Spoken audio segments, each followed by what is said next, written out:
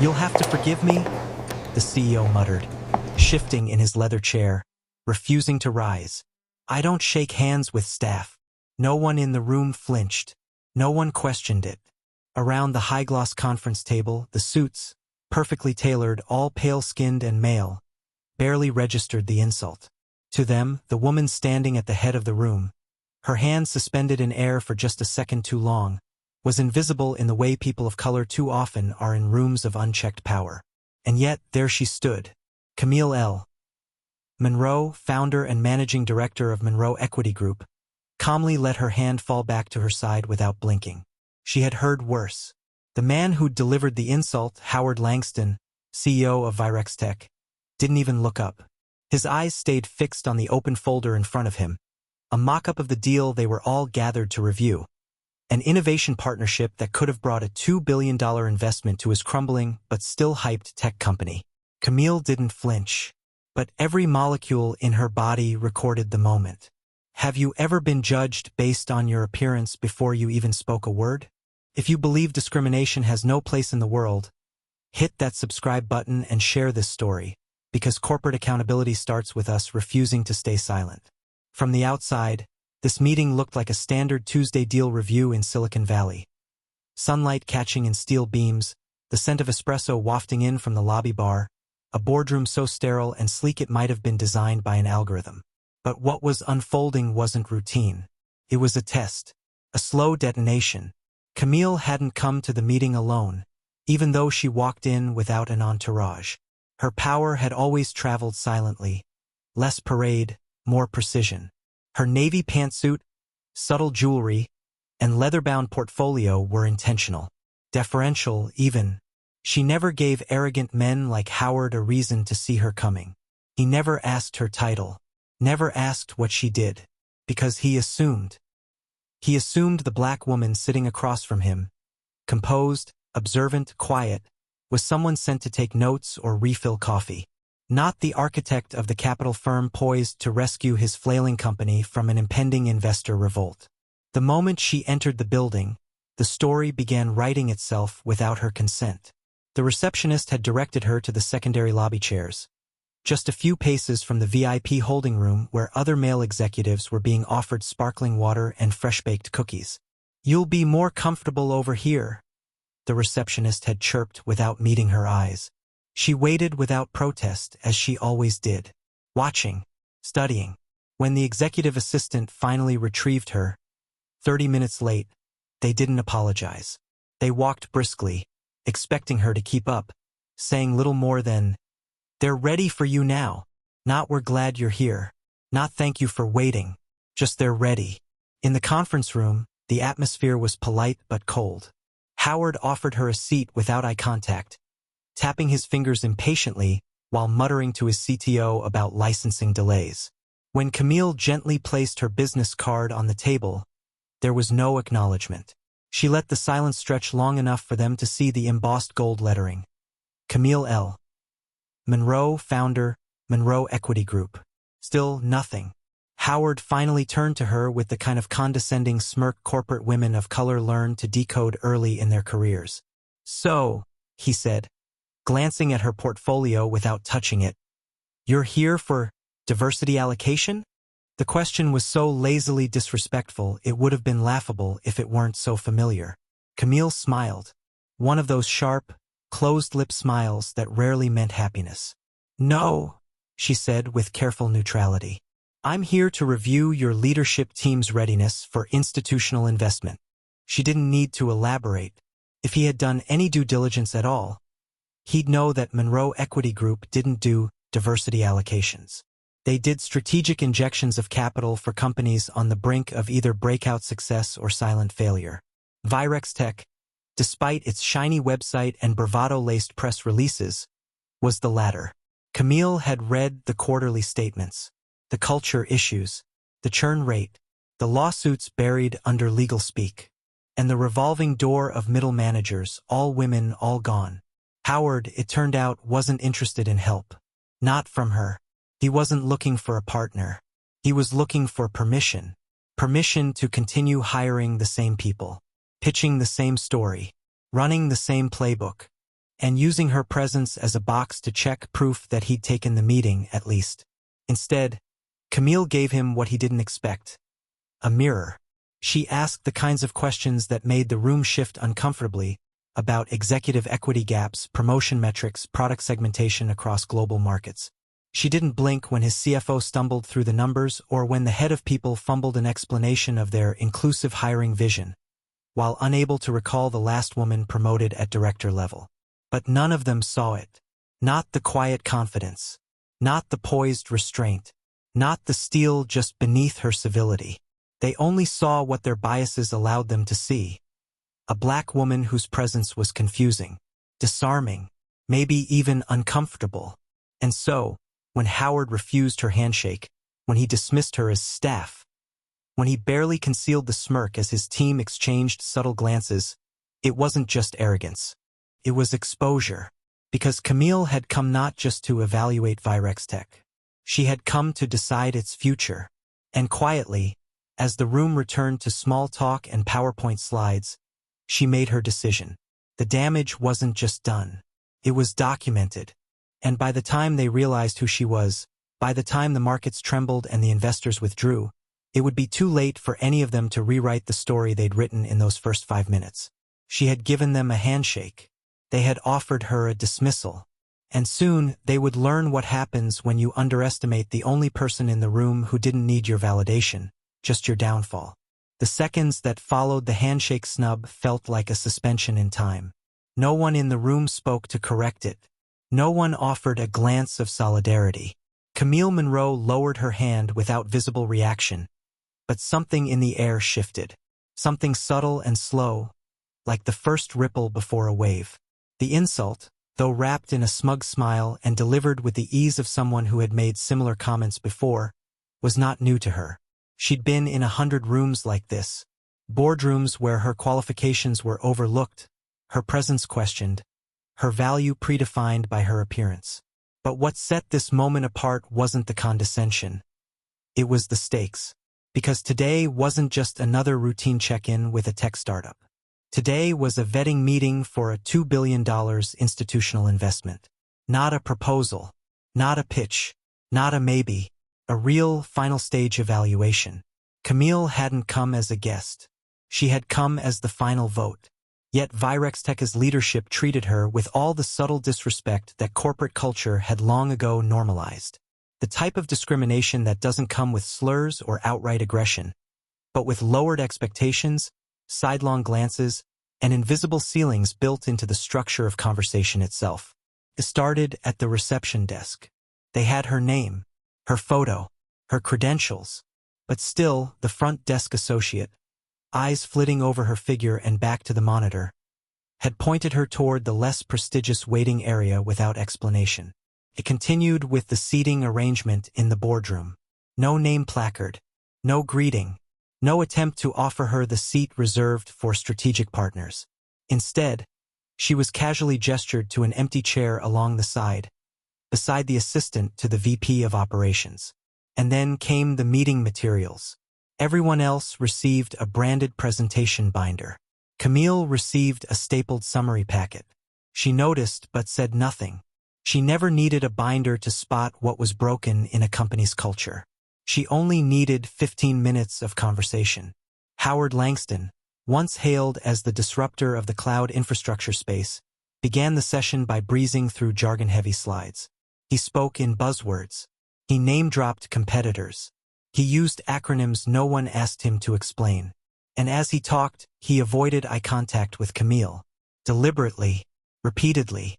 The pattern wasn't just annoying, it was familiar. Because Camille had seen this exact performance before. A male executive mistaking dismissal for dominance. Trying to impress a woman he assumed couldn't understand him, rather than engage the partner sitting across from him who had once restructured a tech portfolio larger than his entire company. He made jokes Camille didn't laugh at, talked over her when she asked for data clarification, directed his answers to her male colleagues who weren't even in the room. As the minutes ticked on, she noticed the CTO checking his smartwatch instead of responding to her inquiry about latency benchmarking. She caught the VP of People flinching when she asked about racial composition in senior leadership. She watched a junior exec's eyebrows arch when she casually cited global regulatory benchmarks for AI auditing. None of them were prepared for her. They had done what most arrogant companies do. Googled her name, scanned the headline, then assumed the rest. They saw a diversity investment fund and thought it meant charity. They saw a black woman and thought the money had come from a government grant. They saw Monroe Equity Group and failed to notice it managed over $50 billion in global capital across 6 continents. They thought she was there to help them tick a box. They didn't know she was there to test their foundation. And the cracks were already showing. When she asked about pay equity reporting, the CFO fumbled and redirected. When she questioned their hiring pipelines, they blamed the talent pool. When she asked how many of their middle managers had ever been mentored by C-suite leaders, the table went quiet. All of it was familiar, all of it was tired, and all of it was being documented. Camille's team, stationed in hotels, lounges, and home offices across the country, were quietly reviewing employee feedback from Glassdoor, compiling complaint patterns, and comparing performance reviews with promotion data. Her legal analyst had already flagged language in previous investor decks that painted a very different picture than the one she was seeing in real time. Still, she said nothing. Still, she let them talk. Because sometimes the most powerful thing you can do is let people fully reveal themselves. The CTO, clearly agitated by her silence, began explaining to her what a neural network was, in the tone a high school teacher might use for a distracted 9th grader. She nodded slowly, not interrupting. When she finally did speak again, it was to ask about market share in Southeast Asia. He blinked, paused, then admitted they hadn't yet assessed market readiness for their core product overseas. Camille noted the inconsistency. Meanwhile, her phone vibrated quietly against her thigh. A text from David, her CFO. Backchannel confirms Q3 hiring audit was buried. Forwarding you notes. Need your call before 2 p.m. She responded with a single word. Standby. The mood in the room began to shift, ever so slightly. Not because they realized who she was, but because they couldn't figure out why she wasn't reacting. Why she wasn't interrupting, correcting, or challenging. Why her eyes stayed calm, her hands stayed still, and her silence grew heavier with every passing second. In that boardroom, the most dangerous person wasn't the one speaking the loudest. It was the one paying the closest attention. Camille already knew the deal wouldn't close. What they didn't know, what none of them realized, was that it wasn't just her $2 billion being pulled. It was their legitimacy, their reputation, their future, because what happened next wouldn't just be a failed deal. It would be a full collapse. And the world would watch them learn the hard way what it costs to underestimate the wrong woman in the right room. For a moment, the room was frozen in a practiced stillness. The kind of silence that happens when everyone senses something has gone wrong, but no one wants to admit it first. Camille Monroe, still seated at the long conference table, said nothing. Her hands rested lightly on the surface, her expression unreadable. Around her, the air carried the subtle but sharp static of tension. A current building beneath the surface, waiting to spark. Because even if they hadn't heard the words, they had felt the shift. Something had changed. Not in the way that meetings usually shift when an outsider makes a bold suggestion, or when an executive drops a controversial chart. No, this shift was more subtle, like the tilt of a tide. The atmospheric change that comes not from what was said, but what was revealed. Camille hadn't spoken much. She hadn't needed to. She had asked the right questions. She had listened closely, and she had written everything down. And everyone in that room suddenly knew she had written everything down. There's a kind of power that comes not from status or wealth or title, but from restraint. The kind of power that exists when a person holds back, not because they lack authority, but because they understand exactly how much of it they possess. That's the energy Camille brought into that space. But not everyone in the room was blind to it. Across the conference table, a woman from HR, a mid-level manager who had been hired 2 years earlier but rarely invited to strategy meetings, stole quiet glances at Camille. She remembered hearing about Monroe Equity Group during her time at a previous firm. Not from a press release or flashy headline, but from the whispers of a backroom deal that had turned an imploding company into an industry giant. All because of Camille's decision to invest or not. She knew what it meant to have Camille Monroe in your boardroom. She also knew what it meant when Camille went quiet. Outside, in the shared workspace where Virextech's engineers hunched over lines of code and product mock-ups, chatter had begun to circulate. Someone on the design team whispered that the woman in the glass-walled meeting room was the Camille Monroe. The one from Bloomberg. The one who had pulled out of a healthcare startup last year and made its valuation drop by half within 48 hours. The news traveled quickly, first as rumor, then as fact. People began peeking through the glass walls more frequently, not out of curiosity, but reverence, and for some concern. They had no idea who she was when she walked in, but they knew now. The live Slack thread in the hashtag Investor Updates channel began lighting up. Screenshots, Slack emojis, whispered commentary. An anonymous message appeared. Camille Monroe just got called staff by Langston. She didn't flinch. Others began adding to the thread. Comments about how they'd seen her being directed to the wrong waiting area earlier. A dev lead chimed in that she had watched Camille being handed a simplified slide deck instead of the full financial model. Little by little, a new story began taking shape. Not in the boardroom, but among the employees. Not in words, but in recognition. The realization didn't land all at once. It settled in like dust, soft, slow, undeniable. They had witnessed something. Not just disrespect, but exposure. Exposure of how leadership saw the world. Of who was assumed to matter and who wasn't. Of what counted as professional and what didn't. And while the leadership team continued to plow through their rehearsed talking points, oblivious to the growing buzz outside the room, a quiet rebellion was blooming. Not of anger, but awareness. The marketing coordinator who had once been told she wasn't strategic enough to attend a pitch meeting now watched Camille with admiration.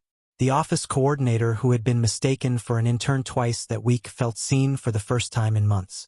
The software engineer who hadn't spoken in a leadership meeting in over a year suddenly found her voice in Camille's presence, even if only in her own mind, because Camille wasn't just there to evaluate a company.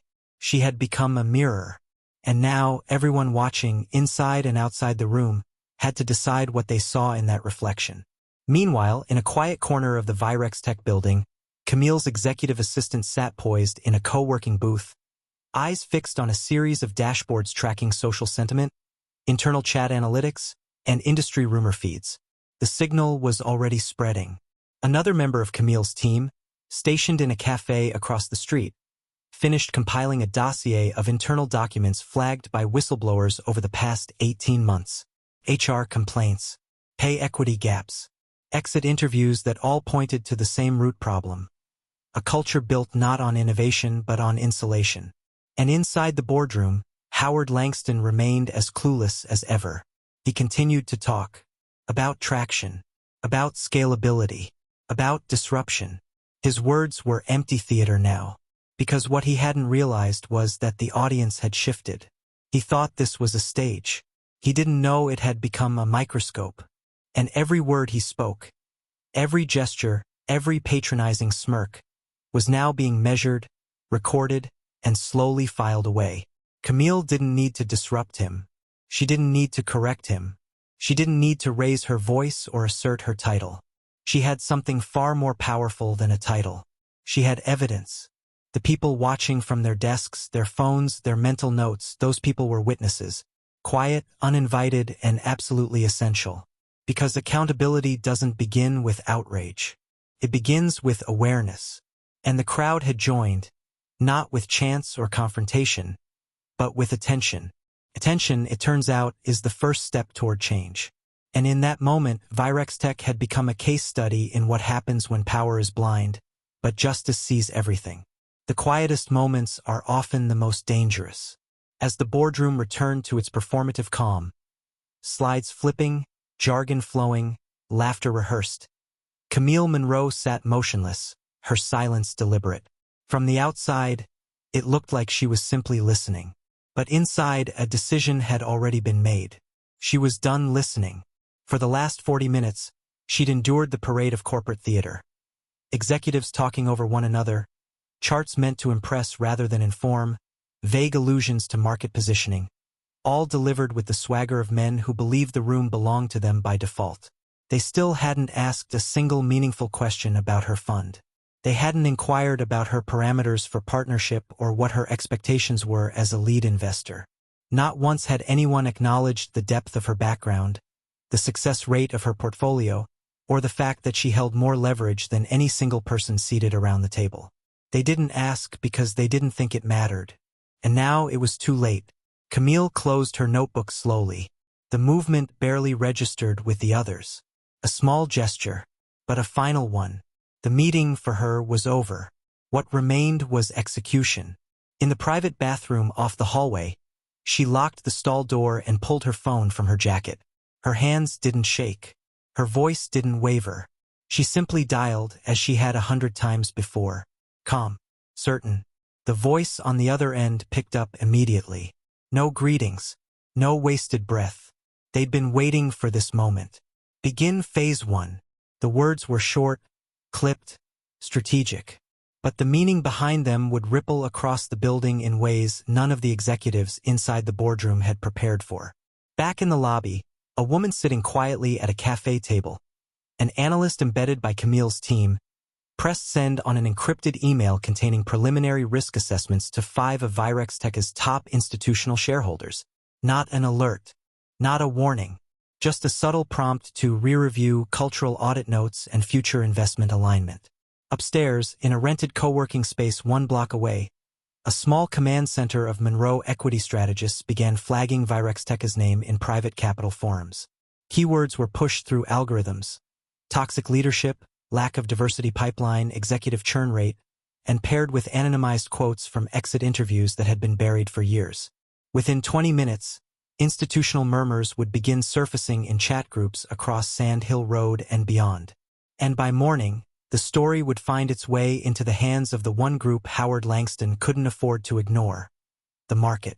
But inside the boardroom, none of this was visible. Howard was still speaking, bragging about his recent panel at a tech summit, about the influencer partnership that hadn't translated into conversions, about the culture-first approach they were rolling out. A phrase Camille had heard weaponized too many times before by companies who had no intention of changing.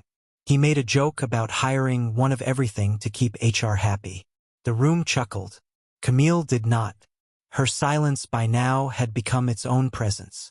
A contrast so stark that it began to unsettle even the most oblivious in the room. The CTO, whose voice had filled the space just moments ago with pseudo-technical confidence, grew quieter.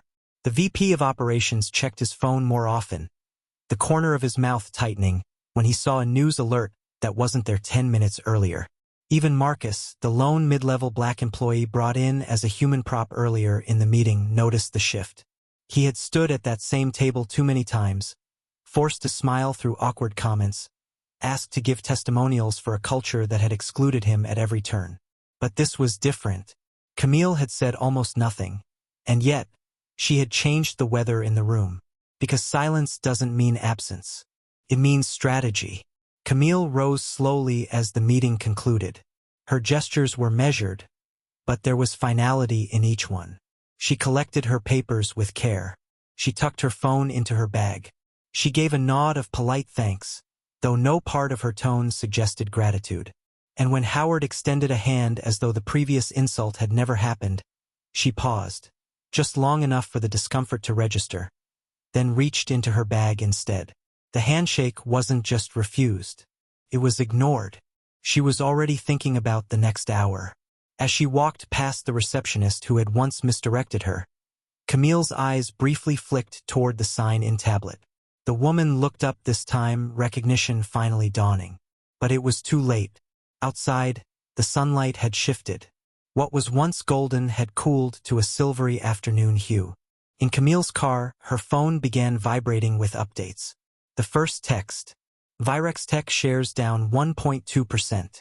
No analyst coverage yet. The second: whispers starting in 3 forums. All off the record. Just as planned. The third: do you want us to delay the formal withdrawal? She didn't reply right away. She didn't need to. Because this wasn't just about pulling money. It was about pulling the mask off. Camille knew the value of patience. She had built her firm on long games and surgical strikes. She never sought attention. She never demanded recognition. But she did expect something that Virextech had proven they were incapable of giving: respect. And when respect is withheld, what remains is accountability. In her hotel suite across town, the full divestment documents were waiting, complete with timestamp logs, behavioral summaries, and a full video archive of the boardroom security footage. Every microaggression, every smirk, every refusal to engage. Captured. Catalogued. The exit memo was already drafted. The only thing left was the signature. And Camille wasn't just going to sign it. She was going to send it at exactly the right moment, when the market was watching, when the firm's biggest partners were paying attention, and when Virextech's executive team was least prepared. Because collapsing a deal isn't an act of revenge. It's an act of strategy. Camille wasn't angry. She was ready. There is a specific kind of silence that comes before reckoning. It is not empty. It is loaded. Not with anticipation, but with inevitability. Back at Virextech, that silence had begun to wrap itself around the office like fog. Unease crept through hallways in the form of glances between colleagues, hushed Slack messages, and nervous page refreshes on the company's internal dashboard. The stock had taken a hit, small, barely noticeable to outsiders, but enough to make the more seasoned employees pause. A single % doesn't cause panic, but it plants seeds. Camille Monroe had long since left the building, but she hadn't left the room.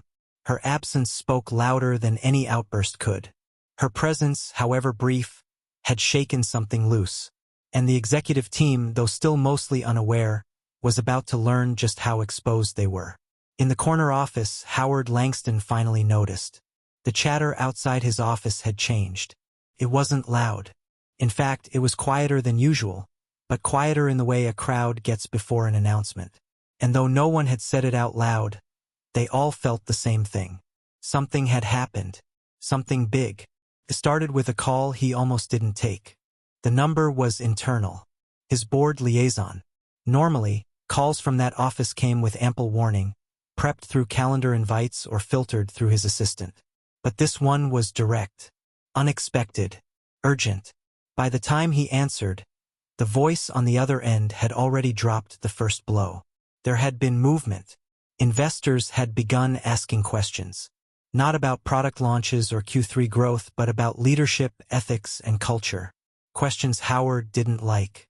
He brushed it off at first, arrogantly assuming this was just another knee-jerk response from market watchers over some routine shift. But then another call came in. Then another. And suddenly the routine unraveled. In less than an hour, Camille's name began circulating, not as a quiet, passing reference, but as a focal point. People weren't just asking if she had attended the meeting, they were asking how she had been treated. And worse, what the company's behavior suggested about its internal values. Howard, for the first time in months, began to sweat. He searched her name, hoping to better understand the woman who had sat so quietly, asked so sharply, and left so calmly. The search results told him everything he needed to know, and nothing he wanted to hear. She was not staff. She was not diversity allocation. She was the founder and CEO of Monroe Equity Group, a firm managing over $50 billion in global assets. A firm known for its surgical precision in withdrawing capital from companies deemed culturally or ethically hazardous. A firm that didn't just walk away quietly, but did so in a way that made others follow. Her portfolio was a who's who of industry success stories. She had rescued companies with one hand and collapsed others with the flick of a pen. And now she had left his boardroom in silence. It was no longer a question of what might happen. It was a question of how much damage was already done. Howard rushed into motion, calling in his executive team, each of them fumbling for answers they didn't have. Some hadn't even realized who she was. Others had known, vaguely, but assumed the power rested in her title, not her presence. They had all made the same mistake. They'd thought they were the ones being evaluated. In truth, they had already failed the test. What none of them realized was that Camille's team had begun stitching the story together before the meeting had even started. Quiet calls to reporters, private statements sent to trusted analysts, backgrounds verified, footage reviewed, data compiled, exit interviews from former employees compared against the behaviors witnessed firsthand during that morning's session. The narrative didn't need to be fabricated. It already existed. All it needed was light. And Camille knew how to shine that light with terrifying precision. By mid-afternoon, a second dip hit Virextech's stock.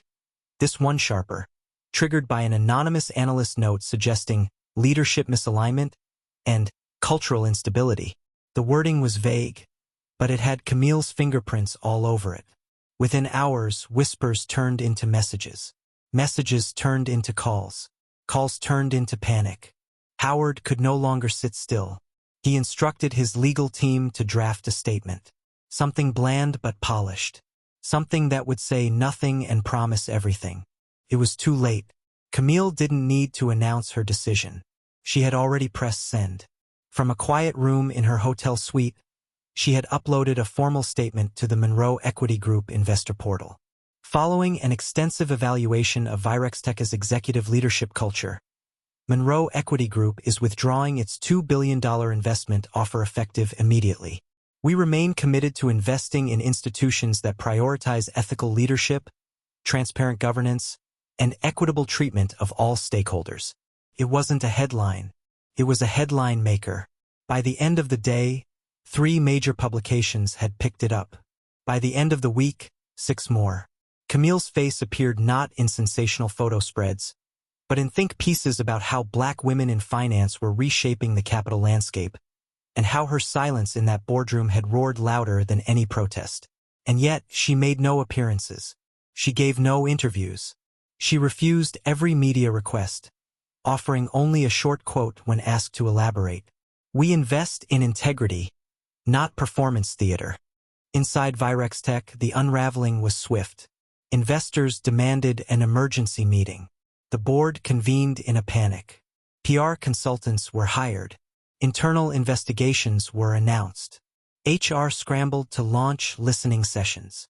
But none of it mattered, because trust, once broken, is rarely repaired. Camille hadn't just exited a deal. She had revealed a truth about how easily power blinds itself, how quickly bias filters out brilliance, how confidently certain men can mistake arrogance for leadership and dismiss the very person sent to rescue them. Howard Langston had not been outmaneuvered. He had been seen. And in Camille's world, being seen was the beginning of the end. By the time Virextech realized what they had lost, the market had already begun calculating the cost. And Camille? She was already on to the next deal. By 5 p.m., Virextech was unrecognizable. The same halls that buzzed with forced optimism that morning now carried a different kind of weight. One not seen, but felt. The conversations had shifted. Jokes were fewer. Laughter was strained. And behind every closed door, urgent voices discussed damage control like doctors whispering over a failing pulse. The word had spread. And not just internally. Camille Monroe's exit had ignited a quiet fire in every corner of the building. She had said nothing publicly. She hadn't needed to. Her silence had been accompanied by a market tremor, a ripple of data, questions, and phone calls that struck at the bones of the company. The first hit was a 3.4% drop in the stock price.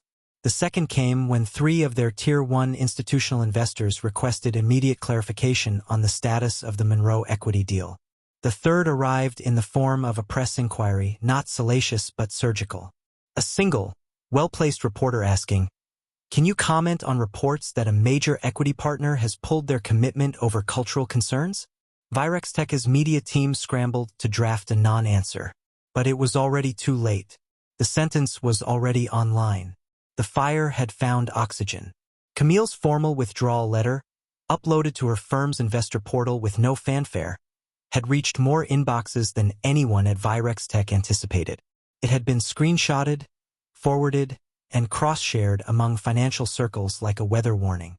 It read like a verdict, cold, measured, final.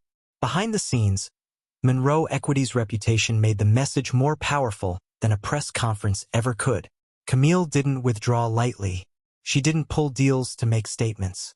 She pulled them when risk crossed a line she had drawn in the sand years ago, one built on principle, not panic. Internally, panic was everywhere. Employees who had once championed the company's leadership began questioning it in private Slack channels. A thread emerged titled #LeadershipUnmasked. It grew rapidly, filled with anonymous accounts of bias, retaliation, and the microaggressions that were never big enough to report, but always small enough to cut. Some shared emails. Others shared memories. Many simply watched in silence, afraid to speak, but desperate to be heard. That's the power of consequence. It doesn't just affect the guilty. It activates the overlooked. In a third-floor conference room hastily repurposed into a crisis hub, Virextech's executive team sat in a circle of laptops, legal pads, and rapidly cooling coffee. The mood was grim. The air stank of sweat and fear, despite the air conditioning. Howard Langston, once arrogant and flippant, sat with a furrowed brow and a loosened tie, trying to thread together a narrative that might shield him from the fallout. But he could feel it. This wasn't just a bad day. This was a reckoning. One he had invited with his own hubris. An emergency board meeting had been scheduled. Not for optics, but for survival. Too much capital was at stake. Too much attention was gathering. There were whispers of leadership changes. Quiet, cautious ones, for now. But the reality was settling in like fog on the tarmac. Camille Monroe had exposed more than their weaknesses. She had exposed their truth. And the investors, finally seeing what had long been hidden behind polished branding and bloated press releases, were beginning to make decisions. They weren't just reviewing spreadsheets.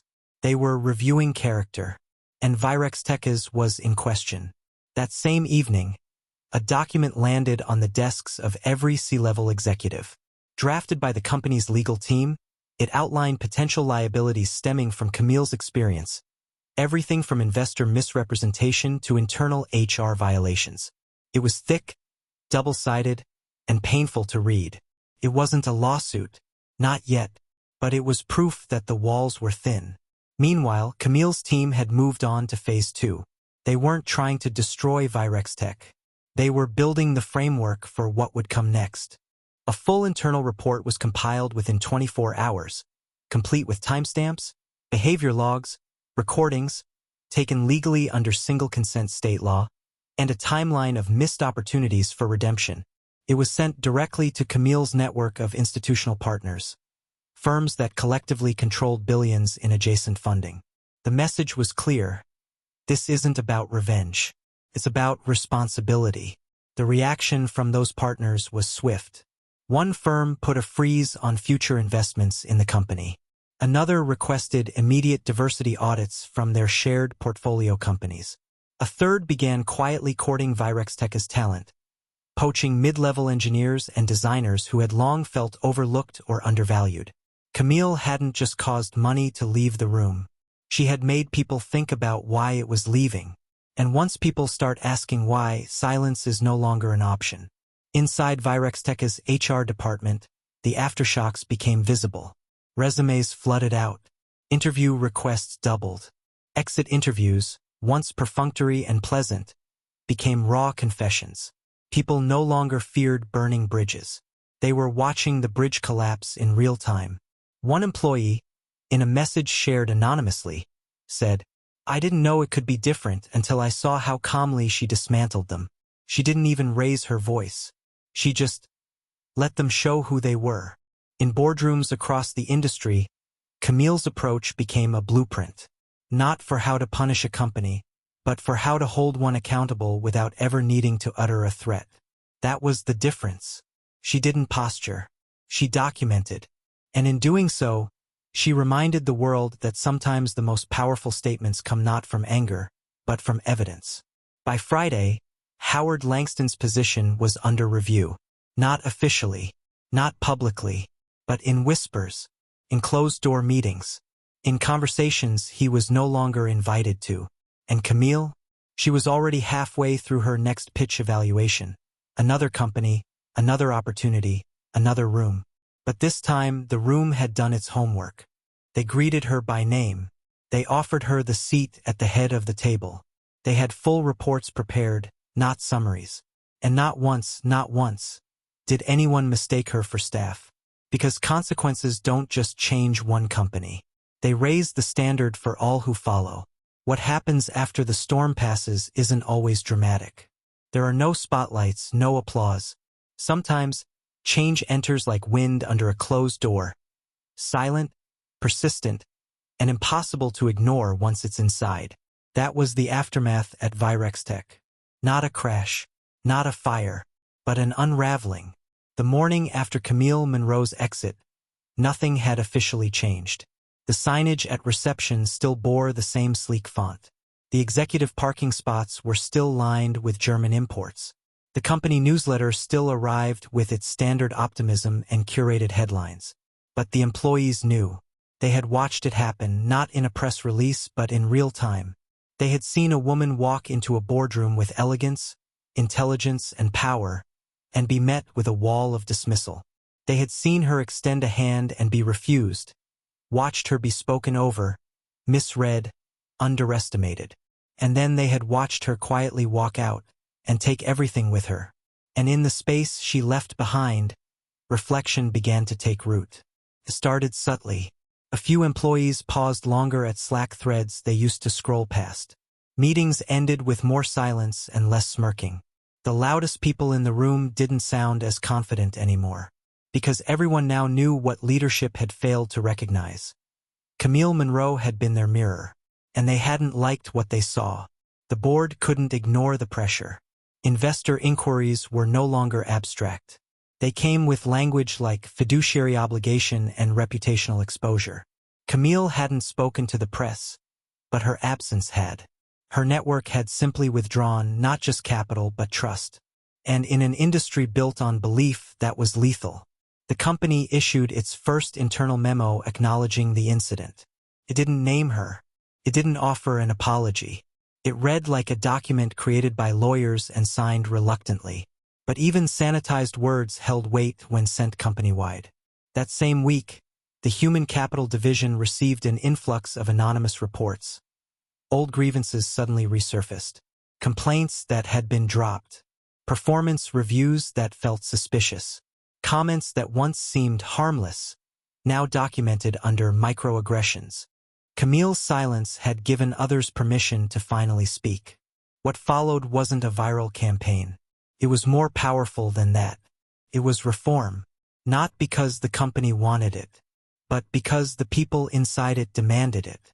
The interim CEO, Patricia Dunn, had been appointed under strained applause, but she arrived with her sleeves rolled and her ears open. Her reputation wasn't flashy, but it was earned. She was a systems woman, someone who knew how to fix broken things without fanfare. She began with one simple rule: listen before you defend. And the employees, surprised by the invitation, responded. Listening sessions turned into strategy proposals. Feedback became frameworks. Departments that once avoided HR now actively collaborated on how to measure culture beyond quarterly surveys. One team suggested a blind promotion review process. Another created a mentorship pipeline for first-generation professionals. The engineering leads pushed for an internal task force focused not just on hiring more diverse talent, but on retaining them. It was messy. It was slow. It was real. Outside the company, Camille's quiet legacy rippled. Monroe Equity Group released a new due diligence framework, a checklist that evaluated executive behavior, board diversity, grievance response time, and cultural intelligence. They named it the Integrity Index, and it was no longer optional. Other funds followed suit. Suddenly, culture wasn't a side note in valuations, it was a variable in risk. CEOs who once shrugged at diversity initiatives now scrambled to meet Camille's metrics, because they realized that investors were watching, and so were employees, and so was the world. And the blueprint was the woman they hadn't shaken hands with. At Virextech, a new kind of conversation emerged, one not about rebranding, but rebuilding. The HR department was overhauled. Leadership training became mandatory. Bias reviews were installed as a standard part of quarterly operations. And, most importantly, compensation was tied to inclusion metrics, not just for junior staff but for senior leadership. Because what gets measured changes. Patricia Dunn made it clear, culture is a business strategy, not a campaign, not a workshop, not a social post. The strategy. And it was now being built around the woman who left, not the man who stayed too long. Camille never returned to Virextech. She never needed to.